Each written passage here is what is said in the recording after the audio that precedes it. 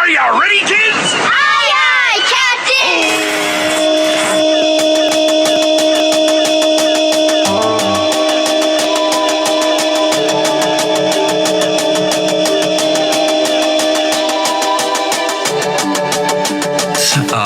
This year, 2026, is our team, Searing Engineering's 20th year being a team.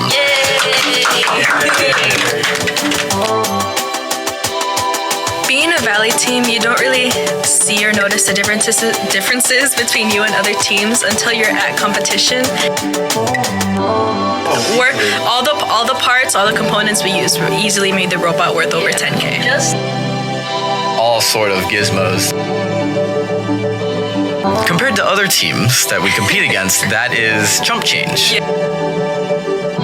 Just a reminder to all our listeners, safety is our number one priority. Welcome to Valley Vibes, your show about culture, arts, and happenings in the Imperial Valley from a youth perspective. I'm Dr. Tom Tackey, the creator and executive producer of Valley Vibes. Today, we feature the Central Union High School Robotics team. It is a very popular club at Central that builds robots to compete in high-level competitions. This is a great show, and I hope you enjoy hearing from them.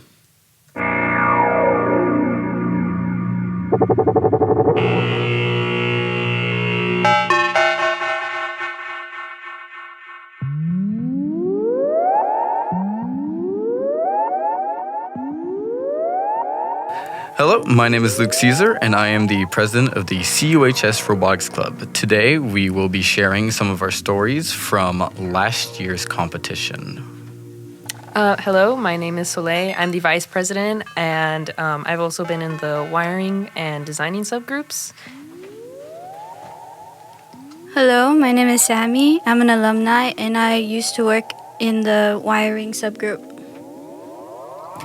Hello, my name is Natalie, and I'm an alumni of the team, and I was a former member of the wiring subgroup as well as the pit design.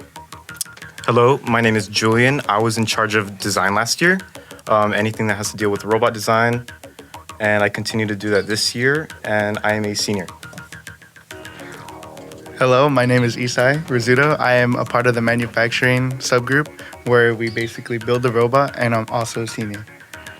Hello, my name is Juan Pablo Magallanes. I'm in the construction subgroup, and we basically build the field for the robot, and I'm a senior as well.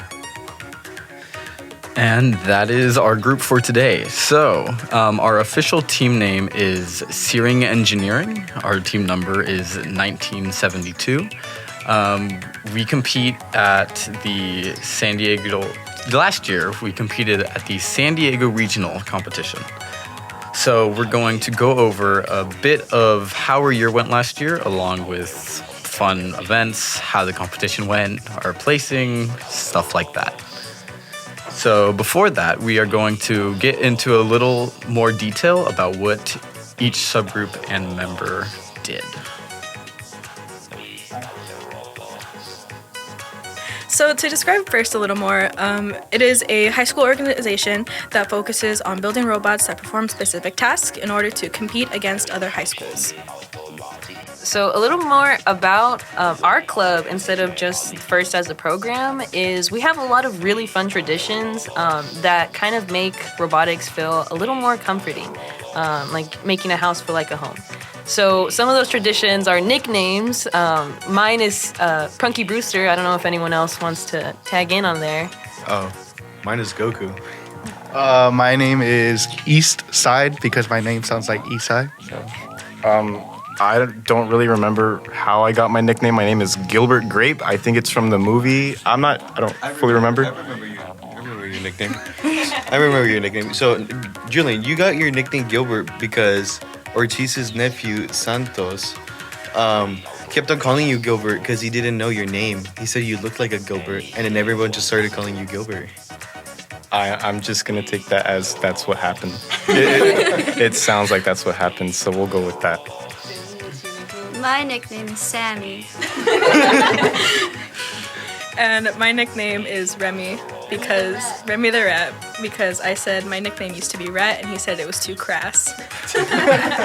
And then my nickname is Skywalker because my first name's Luke, so of course it is.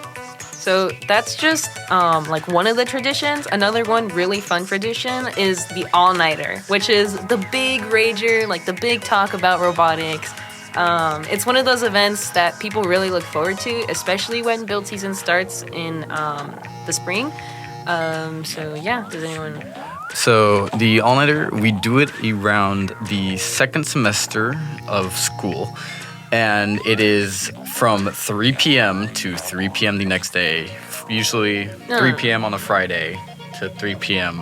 the next day on Saturday. It's not from 3 p.m. It's from 3 p.m. on a school day, like on a Friday after school, to 8 a.m. the next day. We don't stay until 3 p.m. We're already all dead by that time. That's very true. And usually what happens during those nights is that students, they stay up and we're manufacturing a bunch of parts for the robot, and we're working this entire time. And anybody that falls asleep is victim to Mr. Garcia or JP's face drawings. And then you can't forget that everyone's on a sugar rush, so everyone's pretty energetic until like 6 in the morning when they all crash. The snacks are plentiful, but trust me, when we get too many kids on like 5 packs of powdered donuts, it gets messy, but it's fun.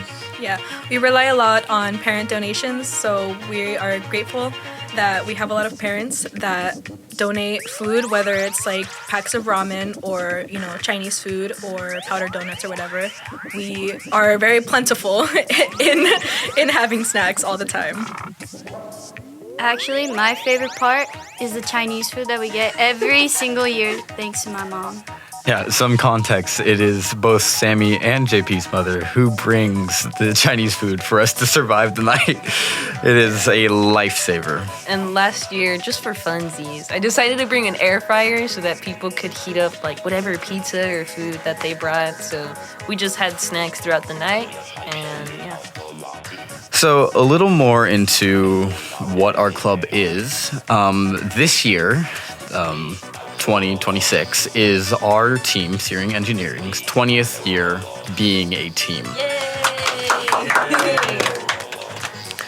Currently, we have 2 advisors. We have Mr. Ortiz, the engineering teacher here at Central, and we have JP Garcia, or Mr. Garcia, who is a math teacher here at Central. Mr. Garcia has been running the robotics club for most of those 20 years. And then just recently, in the past 4, Mr. Ortiz has picked it up and has been rolling with it ever since. So a little bit about how our club is structured is that we have subgroups. We have, I believe, 5 or 6 subgroups. We have wiring, design, coding, construction, manufacturing, and drive team. We have a team that drives the robot specifically. There are those subgroups, and then there is our main council. So start of the year, we always have our yearly elections where we swore in our new council for the year. And that consists of just regular president, vice president, treasurer, secretary, and a PR leader. A small group of 5 that works together to try to keep the year going smoothly. So just jumping straight into it, we are going to switch over to our wiring subgroup, since today we do have 3 members of this podcast are a part of that subgroup. So this will be a fun segment. Yay!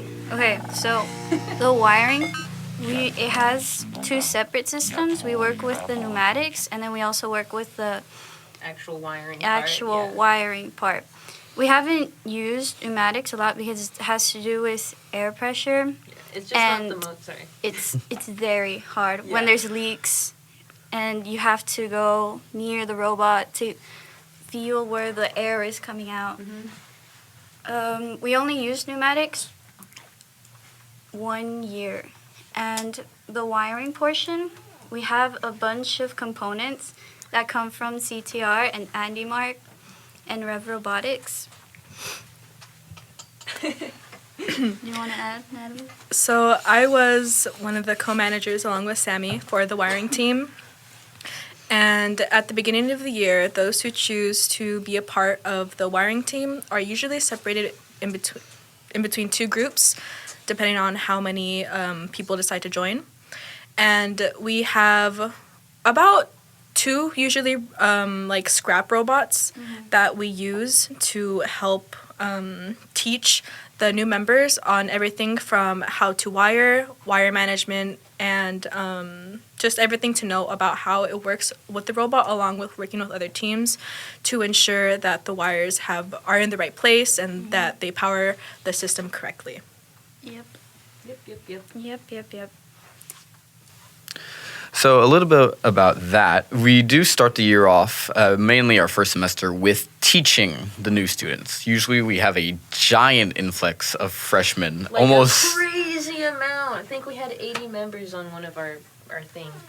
During that start of the year, we have maybe like sometimes it can get up to 80 members. Slowly it declines, but that group in the beginning, it's a lot. It's scary. The freshmen are scary. It is a ginormous group. At least here at Central, last year we were the biggest club on campus. Absolutely. By almost double.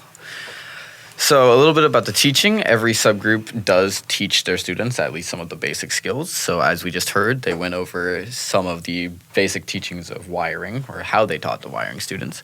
With some of the other subgroups that require power tools and that sort of area, they do have some safety certification areas that they do have to practice at the start of the year for new students. For design and coding, of course, there are those specific programming and designing websites that have to be learned. So hopefully a plan for this year is to get more in touch with the teachers that teach those programs, so that will make our lives just a little bit easier. So one issue that we had this year is we did not have a lot of coding students that were proficient enough to be able to help us work on the robot. Specifically last year, we had only one student. He was a senior. His name was Diego Valdez. He's alive, I our swear. savior for so many things. I wish good on him, because he really struggled last year with being the only coder. The thing about this is that Central offers a computer science program, including an AP computer science program, and that is awesome. Students really excel in that. However, First Robotics is muy silly, and the coding is pretty different. So even some of the most proficient students in these coding programs still might find the First Robotics coding very difficult. So as Luke was saying, like Diego, we were praising Diego for all of his effort last year, and you can go ahead, Julian. I just like to say a shout out to Diego. I know he had a long year. We thank you for your efforts. Yes, if he's listening right now. He's probably not. The other part was that last year we had a whole different system. A whole different drive base, and so we had a tank drive base before, and then last year we got a swerve drive, and so the programming in that was A lot more intensive. Yeah, it's very different. And since last year was our first year trying it, it was very hard for Diego to figure everything out by himself.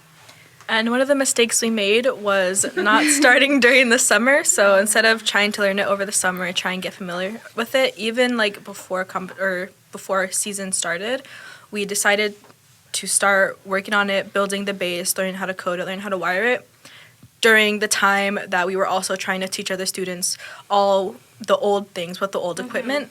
So it became really difficult to balance both, and it required a lot of long, intensive work hours after school. Despite all the warnings that every other team told us before trying to upgrade to this new system, we did not listen, and we definitely saw the consequences. I wouldn't say we didn't listen. It was more of like a lack of resources and time, but go ahead. It's because everything was so expensive and gone. When we actually tried to buy it, and Ortiz was like, okay, we'll buy it now. And everything was gone. Yep.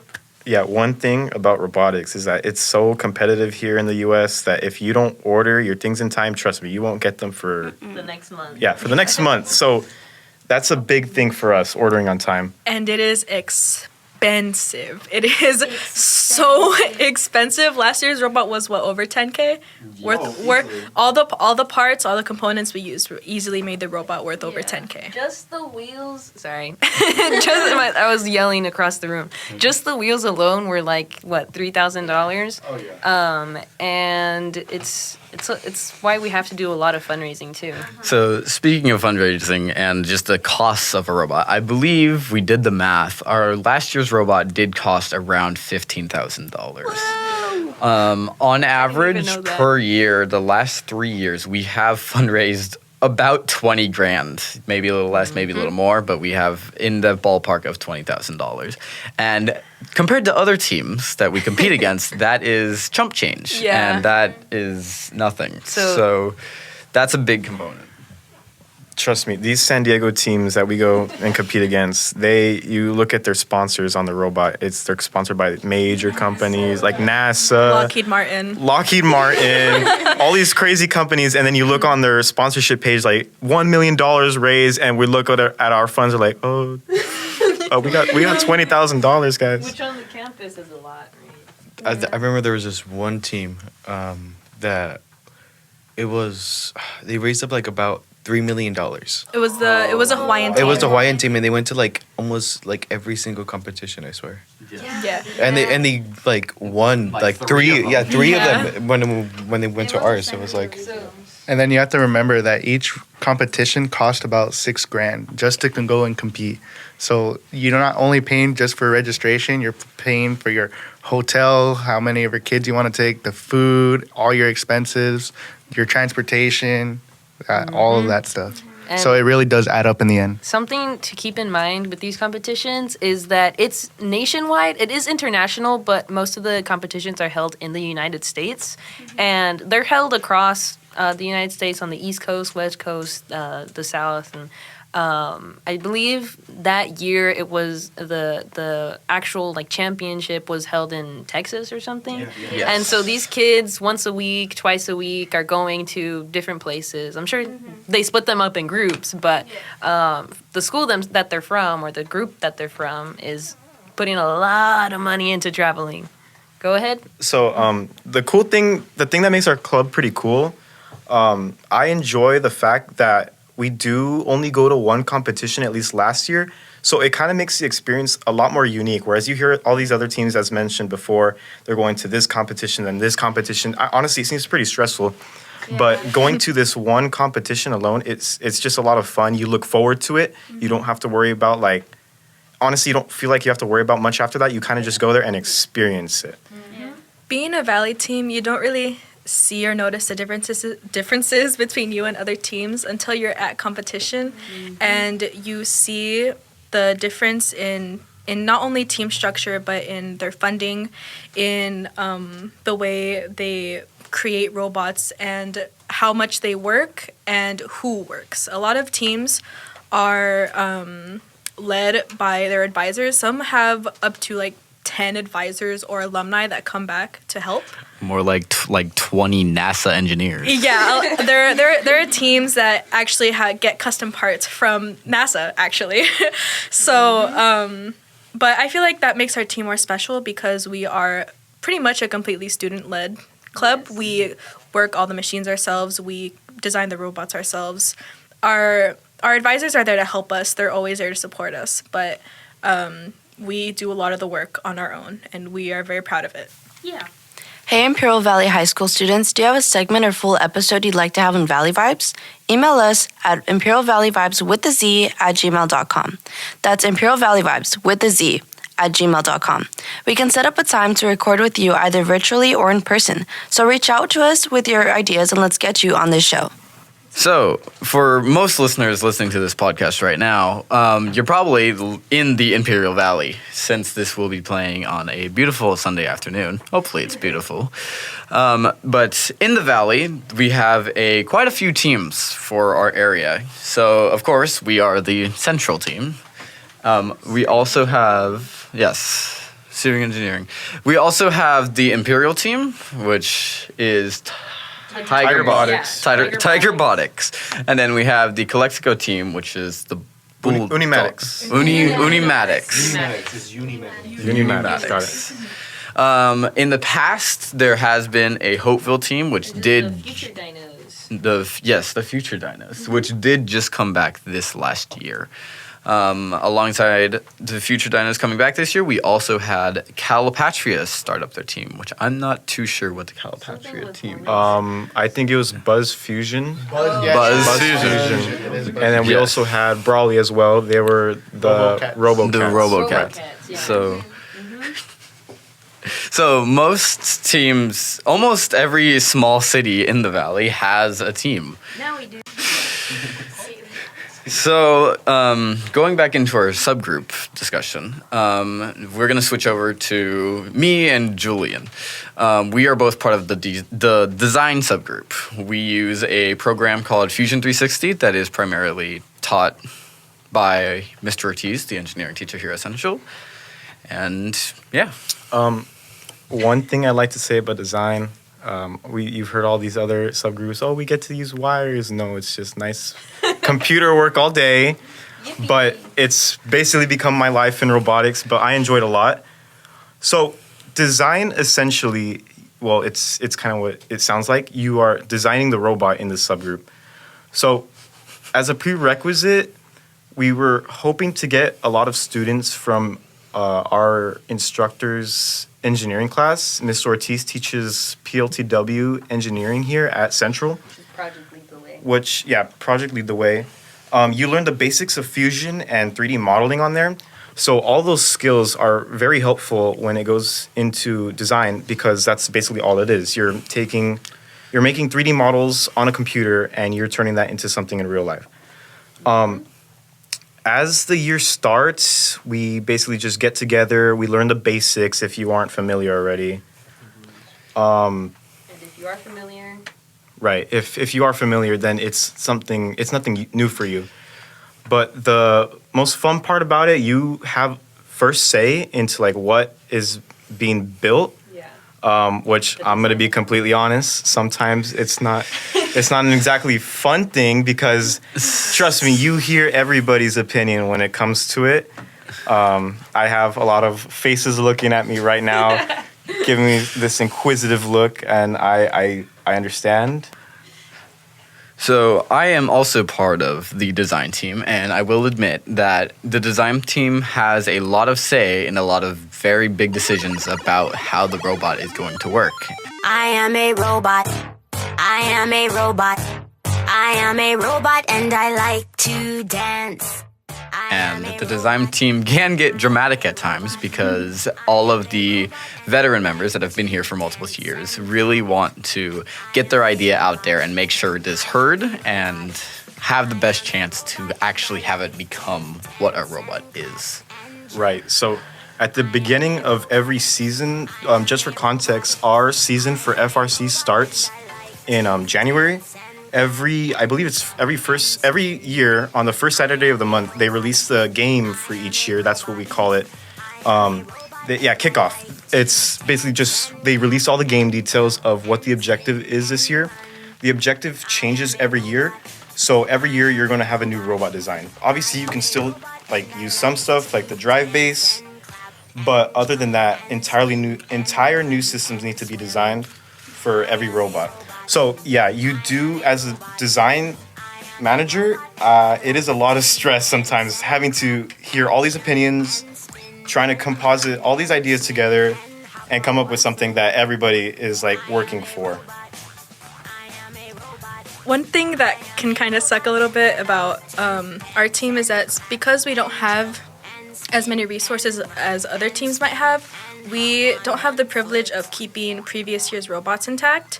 So up until very recently, last year, we would get the previous year's robots to reuse old parts, old wiring components, or maybe we didn't have that kind of money to buy new parts every year and maintain the robot. So we only have last year's robot or the year before.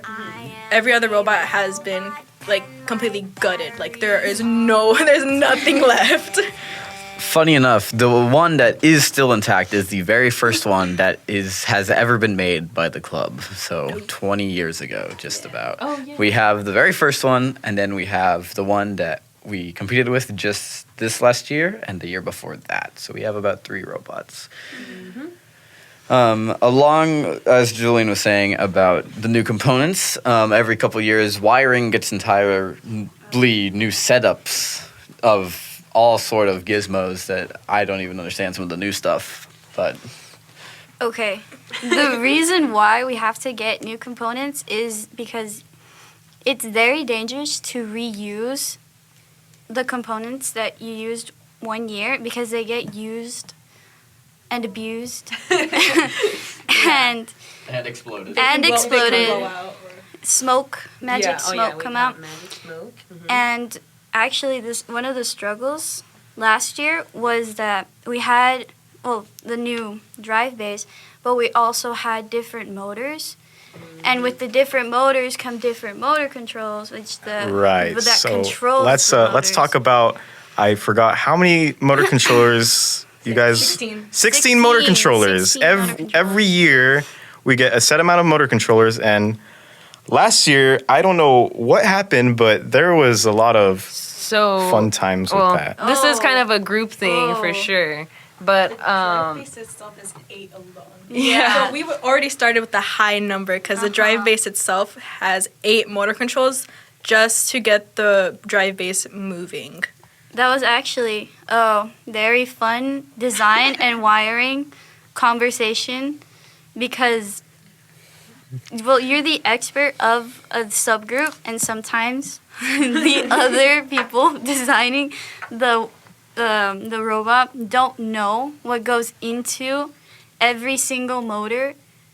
So that was a very fun time. Oh yes, many conversations with you guys about that. Communication is very, very important between subgroups because you want to make sure that the design is very cohesive and you can, fit all the motor controls, fit all the parts needed along with the actual design, or else you're going to end up with a robot that doesn't have enough space for any of the wiring components.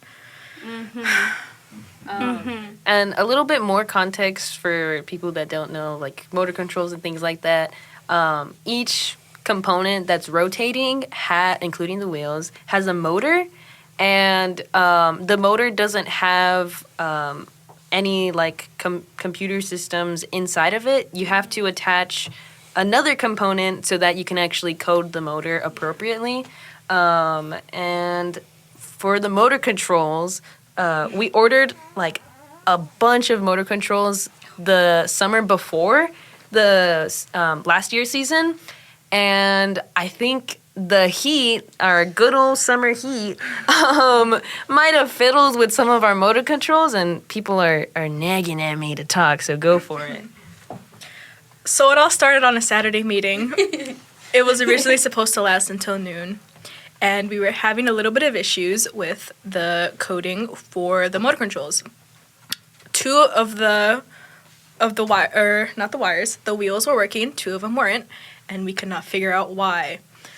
Within the next 3 hours, we had switched out 4 motor controls. We switched out 2 motors, and we had to flip the robot and kick out pretty much all the manufacturing that wanted to work on the robot, because we were running around in circles. Kick-out's playing it nice here.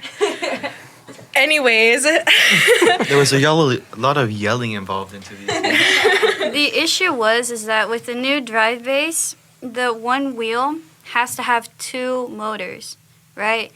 And the 2 motors that are on that wheel weren't working. But the 2 motors, they control different things on the rotation and speed. And we couldn't figure out which one wasn't working. And our programmer, God bless Diego, oh my gosh, it was a fun time. Yep. So So we are talking a bunch about the technical gobbledygook of wiring and all the very technical stuff that we do here.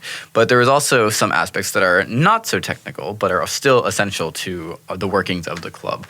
I would like to switch it over to our construction manager, JP, here, and he's going to talk about how his group works along with the field they build. Okay, so what we do is basically, well, at the start of the year, we just like, I certify everyone with all the tools because construction is really about, using the power tools and putting together a design that's already built, basically, and improvising. So what I do is, thank you, Mr. Mayo. Mr. Mayo at the start of the year usually like lets us go to his classroom and he teaches us a majority of the tools we're going to use. So then we can just teach those safety precautions to the students. So that's what I do at the beginning of the year. Make sure everybody knows what they have to do. For context, Mr. Mayo is the central construction teacher who has definitely helped our club a lot with teaching students just the basic uses of power tools. And safety precautions. I think they said that.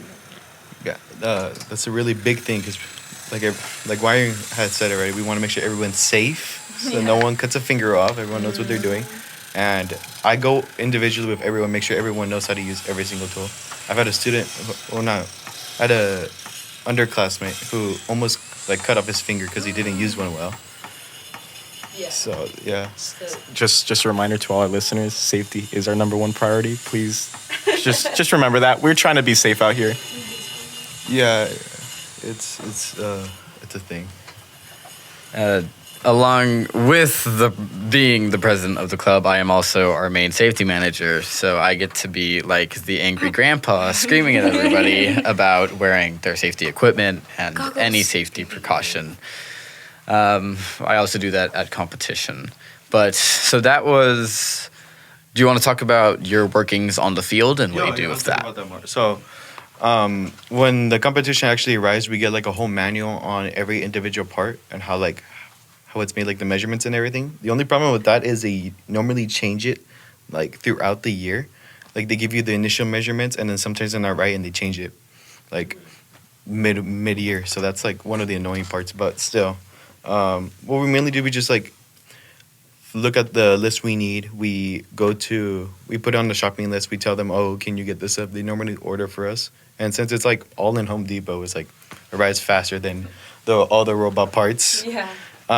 We normally try to get it done within like 2 weeks after the kickoff.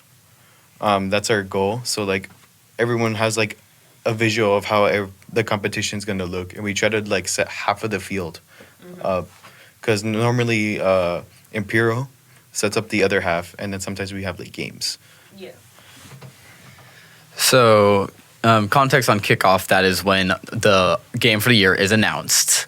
I know we talked about it earlier, but just a reminder because new vocabulary on this podcast.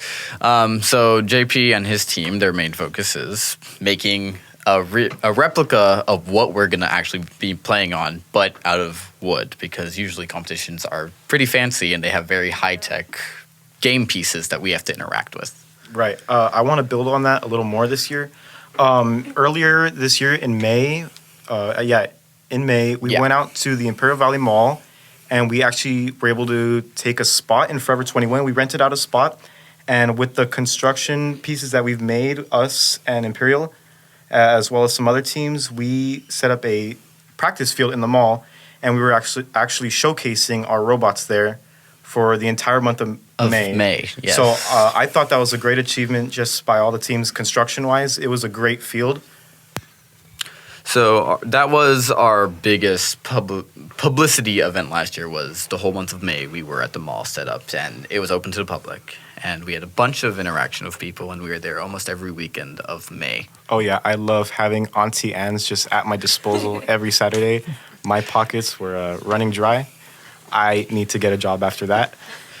So ending off with our final two groups, bunched into one. In a way, we have Isai, who is our manufacturing manager, along with he was a main component on a drive team. He was one of our main drivers. So he's going to go into depth about what he and his team does. Yeah, so a little going back on what everyone said about safety being first, that's a lie. Safety second. Safety second. Nah, no, we're joking. I'm joking. We always do try to be safe, especially because manufacturing, you're working with big machines that could easily hurt you and possibly kill you if you're not safe or anything. So that's one of our main concerns, is that we always want to be safe. And for manufacturing, the main thing you're really doing is building the robot. You're working with all the metal parts, everything. You're working with bolts and nuts to put the robot actually together, like the exoskeleton. So that way you can give it to the other subgroups, like wiring and coding, so they have something to work with and go based off of. And then manufacturing is also where we prototype ideas at the start of the year in January, like the first 2 weeks, as well as, what else do we do? Teaching new freshmen or lower classmen, because a lot of our first newbies are freshmen or sophomores. We hardly get any older people. Yeah, that is very true. Similar to construction, manufacturing has to deal with a lot of teaching power tools. We also have Mr. Mayo help out with that. But we get an influx of these freshmen, and a lot of them have never touched a power tool in their lives. So that's a fun challenge that we get to deal with. Yeah, robotics is very new to them. They've never seen anything like this in middle school or anything. It's completely new. When I was a freshman, I was like, wow, that's so cool. I want to do that. And then now I'm a senior, finally being able to do that. But another thing that's kind of bad with manufacturing is people hear, I want to build a robot. Or that's what they think.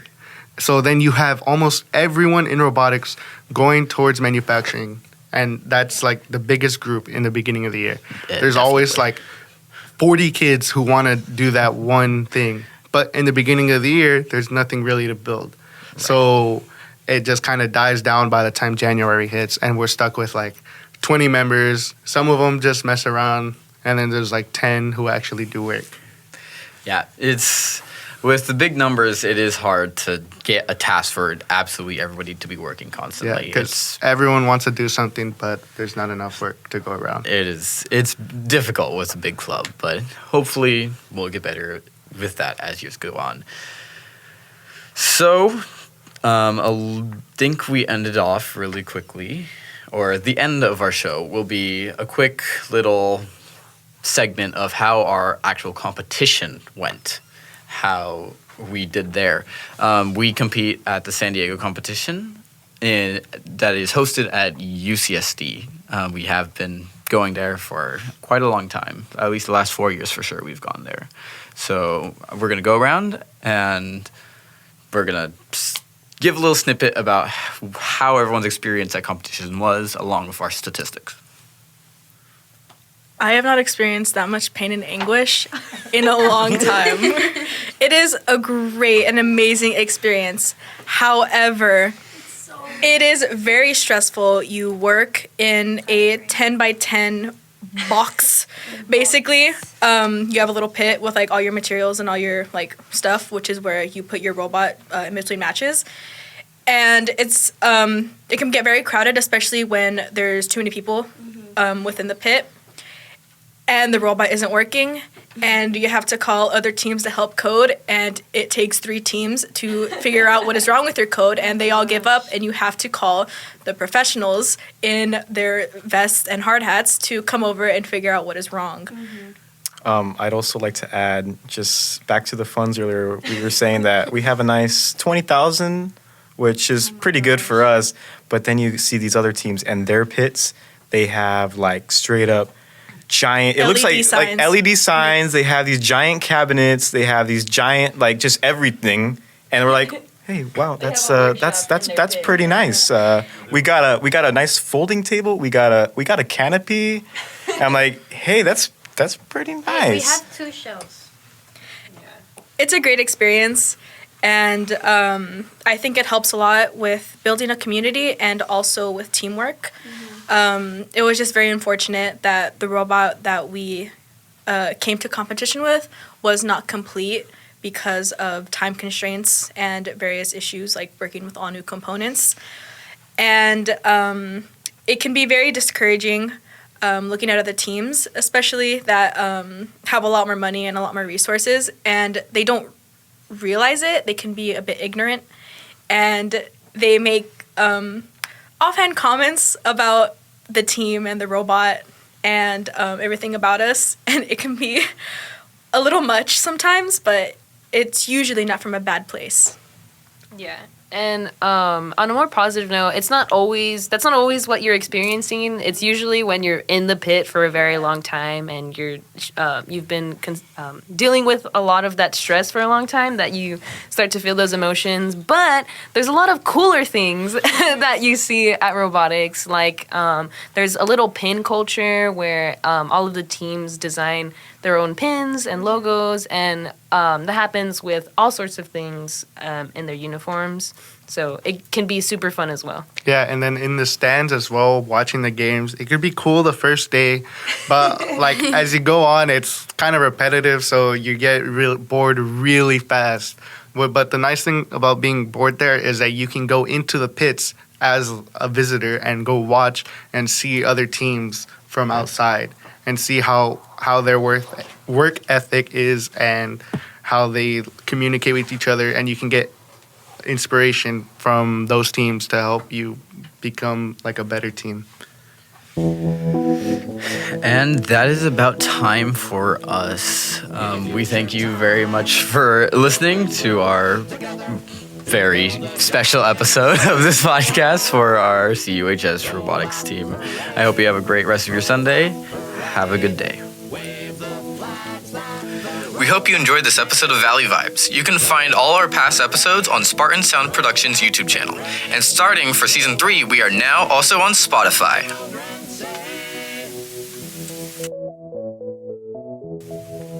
This program was produced and brought to you by Spartan Sound Productions. Special thanks to our guests Luke, Soleil, Sammy, Natalie, Julian, Isai, and Juan Pablo from the CUHS Robotics team. Thanks also to Dr. Thomas Taki, creator and executive producer of Spartan Sound Productions, the administration of Central Union High School, Mr. Javier Frimbrez, and Power 98 for hosting us, and to you, the listeners.